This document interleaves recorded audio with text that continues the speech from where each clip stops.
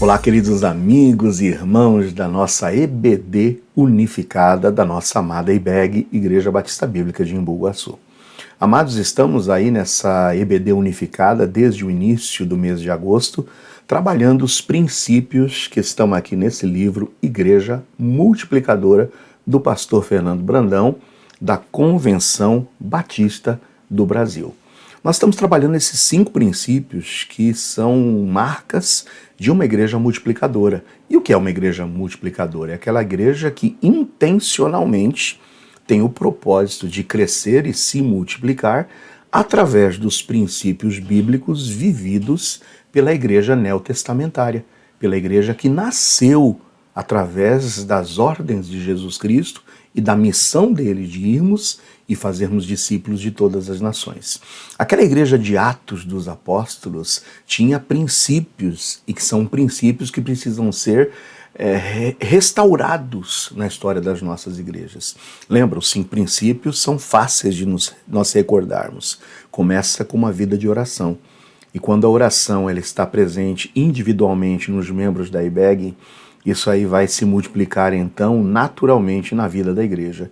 Se eu sou um crente que ora, a igreja será automaticamente uma igreja que ora.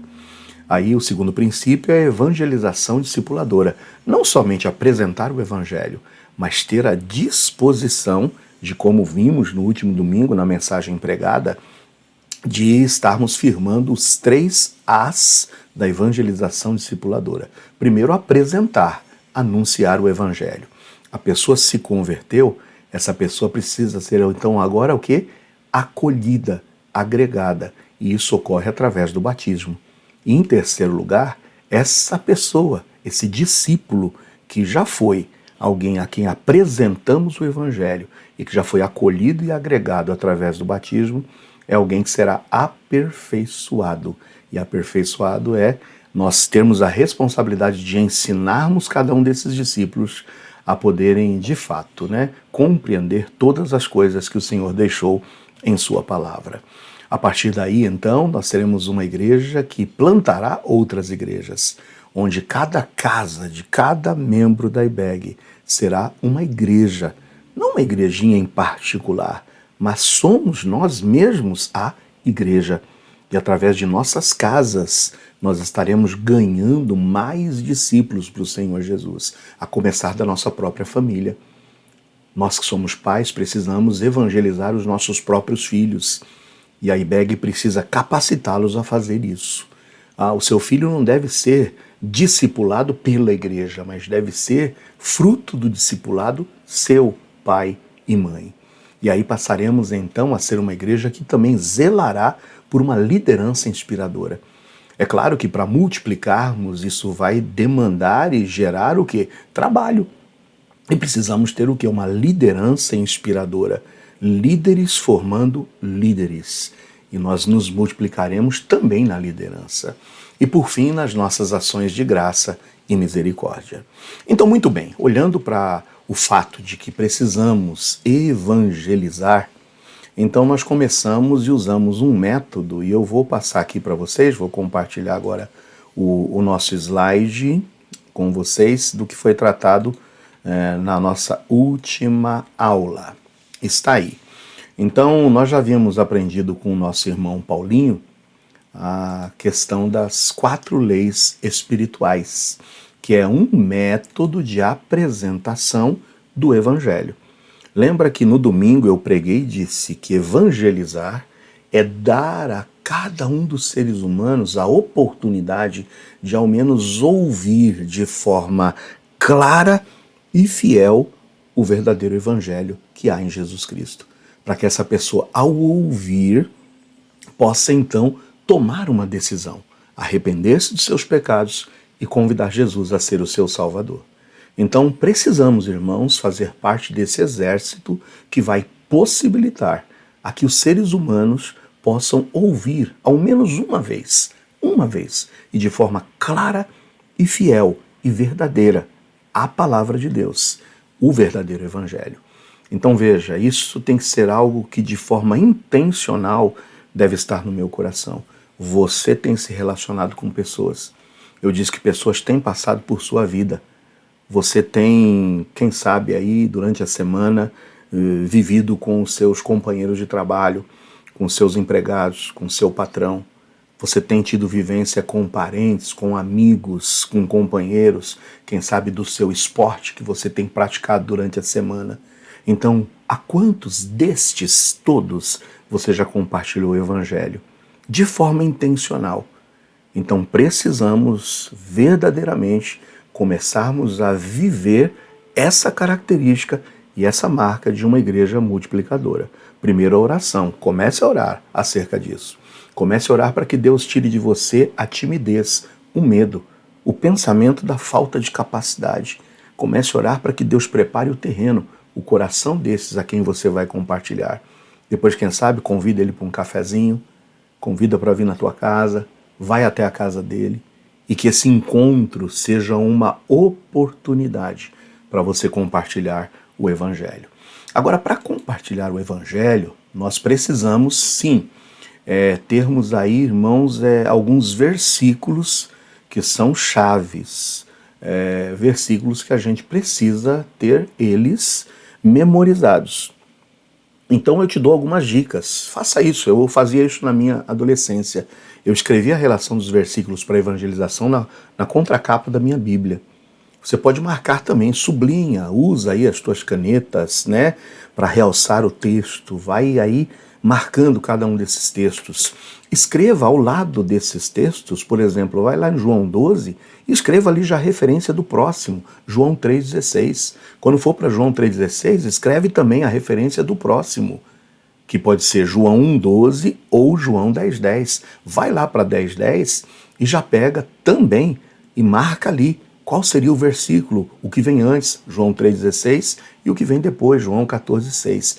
Deixa esses versículos marcados, linkados, unidos entre si. Usa ali aqueles post-its para marcar, mas faça isso e memorize. Escreva esses versículos em pequenos cartõezinhos, num post-it mesmo, e deixa colado ali na geladeira, deixa colado na tua mesa, e vai olhando, repetindo. Repita sempre a referência antes e depois, para ficar gravado o endereço, para que você saiba onde encontrar. Então não perca a oportunidade, memorize esses versículos mesmo, lute para que isso seja na tua vida uma realidade e você possa evangelizar e evangelizar com autoridade.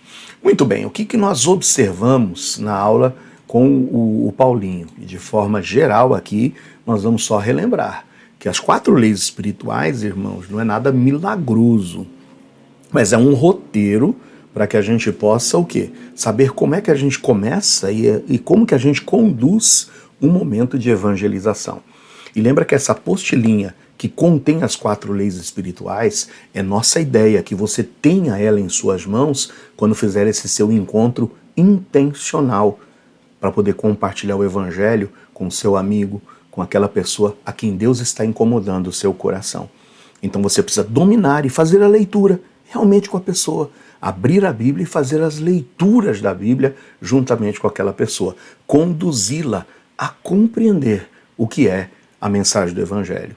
Da mesma forma que existem leis que regem o nosso universo, que governam o universo, a lei da relatividade, a lei da gravidade, a lei da termodinâmica, existem leis espirituais que também governam o nosso relacionamento com Deus.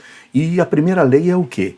É o fato de que as pessoas precisam conhecer essas alegres novas de boas novas, de boas notícias. Alegres coisas de boas novas, lembra? Pregado no último domingo. Só que essas alegres coisas de boas novas precisam chegar no tempo certo, para que sejam boas notícias. E a grande boa notícia é essa: Deus te ama e Deus tem um plano maravilhoso para a sua vida. E aí que entra a importância dos versículos. Porque o versículo mais célebre que diz que Deus nos ama é de João 3,16, porque Deus amou o mundo. Veja. E aí Deus amou-nos e Ele deseja nos oferecer uma vida abundante. E essa vida abundante é uma vida que redundará na vida eterna, com Deus e com Jesus. Por isso que em João 10,10 diz: eu vim para que tenham vida e a tenham em abundância. No entanto, precisamos estar conscientes da segunda lei. o fato de que somos pecadores e por conta dos nossos pecados estamos separados de Deus. Por isso, não podemos conhecer nem experimentar o amor e o plano de Deus para a nossa vida. Porque cada um de nós somos pecadores e tudo que tentarmos fazer para nos aproximar de Deus é impossível, é incompleto. Veja ali que aquelas setas não conseguem tocar até Deus, que é santo, puro e perfeito. Lá em Abacuque 1,13 diz que Deus é tão puro de olhos que não pode contemplar o mal. Então veja, lembra quando no domingo eu preguei dizendo que uma das definições de pecado é errar o alvo? É isso mesmo. Algumas dessas setas aí até conseguem chegar um pouco mais perto, mas nenhuma delas chegará até Deus, porque é incompleto. Talvez alguém, por suas atitudes, possa estar até mais próximo de um padrão de conduta que poderia ser agradável a Deus. Mas somos pecadores e a Bíblia diz que por conta dos pecados, em Romanos 3,23, estamos separados de Deus e por conta dos pecados temos como consequência, como salário, a morte. Então essas são as más notícias que não podemos omitir. Agora, diante disso, precisamos saber e apresentar que existe uma solução. E a terceira lei, Jesus Cristo é a única solução para o homem pecador. É por meio dele que nós podemos conhecer e experimentarmos o amor e o plano de Deus para a nossa vida. Nota que a seta vem de cima para baixo, é Deus vindo ao encontro do homem. Deus amou o mundo de tal maneira que deu o seu Filho unigênito. É Jesus que vem para poder nos reconciliar com Deus. Daí a importância dos versículos de Romanos 5,8, que diz que Deus prova o seu amor para conosco, pelo fato de que Cristo morreu por nós, sendo nós ainda pecadores. O Evangelho é apresentado na 1 de Paulo aos Coríntios 15, 3-6. Cristo veio, morreu por nossos pecados segundo as Escrituras, foi sepultado e ressuscitou ao terceiro dia segundo as Escrituras, e apareceu depois a Cefas e a tantos outros discípulos. Então, aí está o Evangelho concentrado na 1 de Paulo aos Coríntios 15, 3-6. E aí concluímos dizendo, diante desse fato, Jesus é o único caminho, verdade e vida. E ninguém pode ir ao Pai, senão por ele. João 14,6. Expostas essas três leis, nós vamos para a quarta. A quarta exige de nós uma resposta. Precisamos receber a Jesus Cristo como Salvador e Senhor, por meio de um convite pessoal. E é só assim que nós poderemos conhecer e experimentar o amor e o plano de Deus para a nossa vida. Por isso que os versículos de João 12 e de Efésios 2, 8 e 9 são importantíssimos. Mas a todos quantos o receberam, a esses Deus deu poder, autoridade, direito de se tornarem filhos de Deus, a saber, porque creram no seu nome. Em Efésios 2, 8 e 9, nos diz que pela graça nós somos salvos por meio da fé. Isso não vem de nós, é um dom de Deus, não vem de obras para que ninguém se glorie. Então assim é a forma simples de uma metodologia que está na nossa primeira apostilinha, apresentando a salvação, e que o nosso desejo é que você comece a respirar evangelização discipuladora, que comece em primeiro lugar a orar, a pedir que Deus abra portas, a que lhe dê oportunidades, e que com esse material em suas mãos possa convidar alguém para a tua casa, ou possa ir na casa de alguém e apresentar de forma intencional o Evangelho, para que você possa então ganhar almas para o Senhor Jesus. Lembra da nossa estatística? Se cada um de nós estivermos dispostos a apresentar esse Evangelho de forma simples, clara e fiel a uma pessoa e conseguirmos ganhar essa uma pessoa, nós já estamos nos multiplicando por 2. E que assim seja para a honra e glória do Senhor Jesus. Irmãos, para podermos apresentar a salvação, precisamos entender profundamente o que é a salvação. E aí foi a apostila distribuída no último domingo, tá bom? Onde nós começamos apresentando e dizendo que quando alguém se converte, quando alguém faz a decisão por Jesus Cristo, ele passa a ter uma nova vida. Na 2 de Paulo aos Coríntios 5,17 diz: assim que se alguém está em Cristo, nova criatura é, as coisas velhas já passaram e eis que tudo se fez novo. A partir do momento da nossa conversão, nós passamos a ter uma nova vida em Cristo. Essa nova vida em Cristo é chamada de um novo nascimento. Lembra das palavras de Jesus a Nicodemos? Nicodemos, na verdade te digo, que se alguém não nascer de novo, não pode ver não pode entrar no reino de Deus. Esse novo nascimento é chamado também de regeneração, é ser gerado de novo. É uma nova vida, novos propósitos, novas atitudes, novos hábitos, um novo caráter.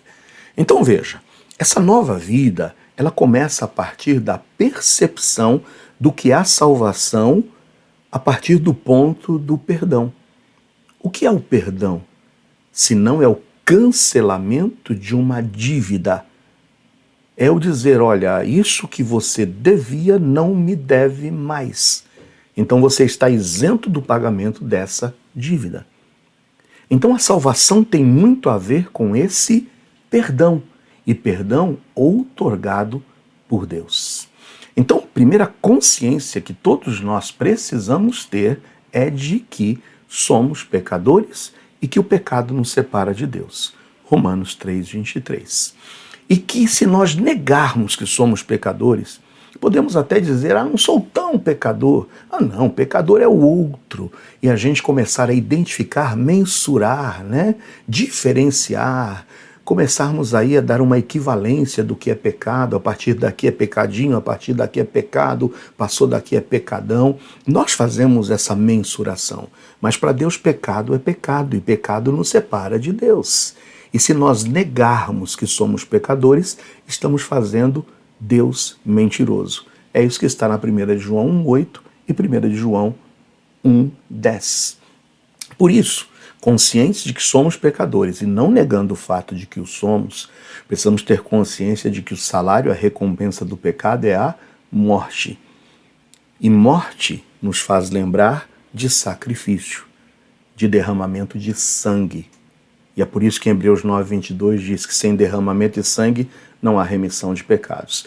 Sabe, se nós insistirmos em querermos pagar os nossos pecados por nossa própria vida e por nossas próprias atitudes, o nosso padrão jamais chegará ao padrão satisfatório de Deus. E esse não é o plano que Deus estabeleceu. Nós estaremos errando o alvo. Mas você quer pagar? Então você vai pagar com a tua vida. E pagar com a tua vida uma dívida que é impagável, você vai sofrer as consequências desse pecado, que é estar separado de Deus para todo sempre. Ok, não tem como você pagar a sua dívida por si mesmo, então você está condenado. E a condenação é essa, separação eterna de Deus no fogo do inferno. Isso é a justiça de Deus sendo operada. Por quê? Porque o homem quer insistir em pagar a sua dívida, que é impagável, com suas próprias forças. Então o homem precisa perceber que ele precisa de perdão. Ele precisa cancelar essa dívida. Ele precisa cancelar a condenação e a sentença desses pecados. Porque se ele insistir em por si mesmo pagar essa dívida, o que nós nos deparamos é com as palavras de Jesus em Lucas 7:23 e Mateus 23:33. Lembra? Lá diz: nunca vos conheci. Apartai-vos de mim, vós que praticais a iniquidade. E serpentes, raça de víboras. Como escapareis, da condenação do inferno? A morte e a separação eterna seria o nosso justo destino. Então eu preciso buscar esse perdão. Eu preciso buscar o cancelamento dessa dívida. Por isso que eu preciso ter conhecimento e entendimento de que o plano maravilhoso de Deus é o oferecimento desse perdão, o oferecimento do cancelamento dessa dívida. Esses versículos são importantíssimos. Romanos 5:8 diz que Deus prova o seu amor para conosco pelo fato de que Cristo morreu por nós, sendo nós ainda pecadores. Lembra, o salário do pecado é a morte. A nossa morte nos levará a um preço insuficiente para poder nos trazer o perdão. E a nossa morte simplesmente vai dar início à sentença que foi lançada sobre nós, de condenação eterna e separação eterna de Deus. Por isso que Jesus resolveu e decidiu espontaneamente pagar a nossa dívida com a morte dele. Ele sim, justo, perfeito. A morte de Cristo satisfaz ao preço estabelecido por Deus. A morte de Cristo, sim. O seu sangue, sim. É o sangue do justo, do perfeito, do santo, daquele que nunca pecou. Esse sim pode justificar-se diante de Deus. O seu sangue tem valor. Por isso que ele provou e fez isso por quem? Por ele? Não. Ele não precisaria morrer. Ele não precisaria passar por isso porque ele era santo, puro e perfeito.